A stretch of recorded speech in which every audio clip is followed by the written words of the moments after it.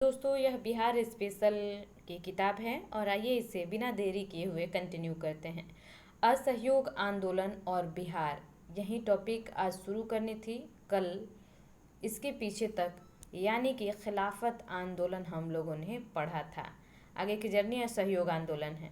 असहयोग आंदोलन और बिहार। सितंबर 1920 में लाला लाजपत राय की अध्यक्षता में कलकत्ता के विशेष अधिवेशन में गांधी जी के असहयोग आंदोलन के प्रभाव को स्वीकार किया गया। कांग्रेस के नागपुर अधिवेशन 1920 में इसे पूर्ण स्वीकृति दी गई।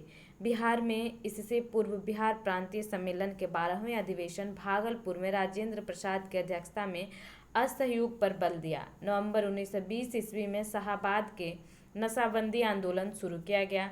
असहयोग आंदोलन के क्रम में राजेंद्र प्रसाद, मजरुल हक, ब्रजकिशोर प्रसाद, मोहम्मद शफी, दाऊदी आदि नेताओं ने विधायकों के चुनाव के नाम वापस ले लिया। राजेंद्र प्रसाद ने वकालत का पेशा छोड़ दिया। उनके भाई राय साहब महेंद्र प्रसाद ने राय साहब की उपाधि लौटा दी। मजिस्ट्रेट पद से इस्तीफा दे दिया। असहयोग आंदोलन के समय शिक्षा के वैकल्पिक साधन उपलब्ध कराने के लिए राष्ट्रीय महाविद्यालय की स्थापना की गई। इसके प्राचार्य राजेंद्र प्रसाद बने। राष्ट्रीय महाविद्यालय के प्रांगण में बिहार विद्यापीठ का उद्घाटन 6 फरवरी 1921 ईस्वी को गांधी जी द्वारा किया गया। मजरुल हक इसके कुलाधिपति और ब्रजकिशोर प्रसाद कुलपति बने। असहयोग आंदोलन के दौरान मजरुल हक ने दीघा के पास मित्र खैरू मियाँ से दान में प्राप्त भूमि पर सदाकत आश्रम की स्थापना की। 30 सितंबर 1921 ईस्वी को मजरुल हक ने सदाकत आश्रम से दी मदरलैंड नामक एक अखबार निकालना प्रारंभ किया जिसने राष्ट्रीय भावना का प्रचार प्रसार किया। 22 दिसंबर 1921 ईस्वी को युवराज प्रिंस ऑफ वेल्स का पटना आगमन हुआ। उस दिन पटना शहर में हड़ताल आयोजित की गई। 5 फरवरी 1922 ईस्वी को चौरी चौरा की घटना के बाद गांधी जी के द्वारा 12 फरवरी 1922 ईस्वी को असहयोग आंदोलन स्थगित कर दिया गया। ब्रिटिश सरकार के असहयोग के लिए मौलाना सज्जाद हुसैन इमारत ए शरिया संस्था का गठन फुलवारी में किया गया था। राष्ट्रीय आंदोलन और बिहार। कांग्रेस का 37वां अधिवेशन 1922 ईस्वी में बिहार के गया में हुआ। इसके अध्यक्ष देशबंधु चितरंजन दास थे। इस अधिवेशन में कांग्रेस द्वारा विधायिका में भाग लेने के बहिष्कार का निर्णय लिया गया। चितरंजन दास मोतीलाल नेहरू आदि विधायिका में प्रवेश के पक्ष में थे। उन्होंने मिलकर 1923 ईस्वी में स्वराज पार्टी का गठन किया।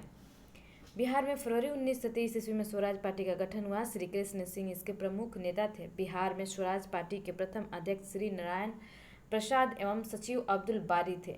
साइमन कमीशन और बिहार। साइमन कमीशन में एक भी भारतीय सदस्य नहीं होने के कारण भारत में इसके आगमन पर विरोध का निर्णय लिया गया।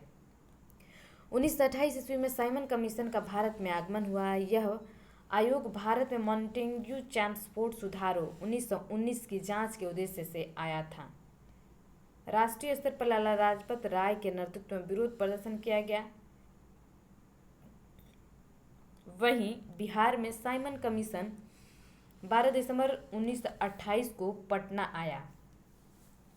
अनुग्रह नारायण सिंह के नेतृत्व में बिहार के नौजवानों ने विरोध प्रदर्शन किया। Bihar socialist party. 1931 ईस्वी में गंगा शरण सिन्हा, रामानंद मिश्रा, राम वृक्ष बेनीपुरी आदि ने बिहार सोशलिस्ट पार्टी नामक संगठन स्थापित किया। 1934 ईस्वी में पटना के अंजुमन इस्लामिया हॉल में बिहार सोशलिस्ट पार्टी की औपचारिक स्थापना हुई। इसके अध्यक्ष आचार्य श्री नरेंद्र देव और सचिव जयप्रकाश नारायण थे।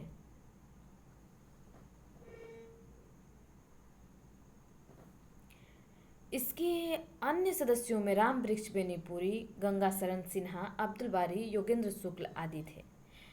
इस संगठन का मुख्य उद्देश्य समाजवादी विचारों को बढ़ाने एवं किसान मजदूरों को संगठित करने में रहा। सविनय अवज्ञा आंदोलन और बिहार।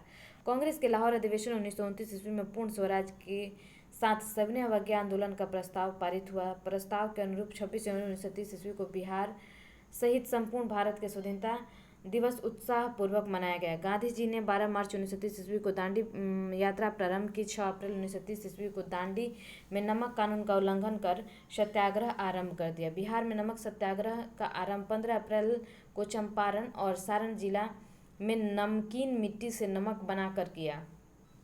सविनय अवज्ञा आंदोलन के दौरान बिहार में विदेशी वस्त्रों एवं शराब की दुकानों का विरोध किया गया।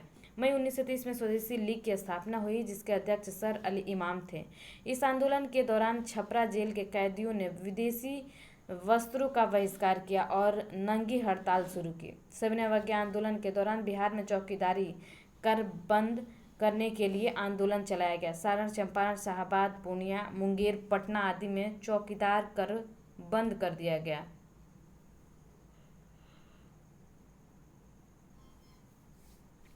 30 जून 1930 ईस्वी को कांग्रेस के अवैध संगठन घोषित कर दिया गया। 5 जुलाई को राजेंद्र प्रसाद को गिरफ्तार कर 6 माह की कैद की सजा दी गई। गिरफ्तारी के बाद राजेंद्र प्रसाद ने भागलपुर के दीपनारायण सिंह को अपना उत्तराधिकारी मनोनीत किया। गांधी जी द्वारा आंदोलन को स्थगित करने तक बिहार में आंदोलन काफ़ी सक्रिय रहा। विधानसभा चुनाव 1937 को कल देखेंगे। अभी के लिए हमें दीजिए इजाज़त। जय हिंद।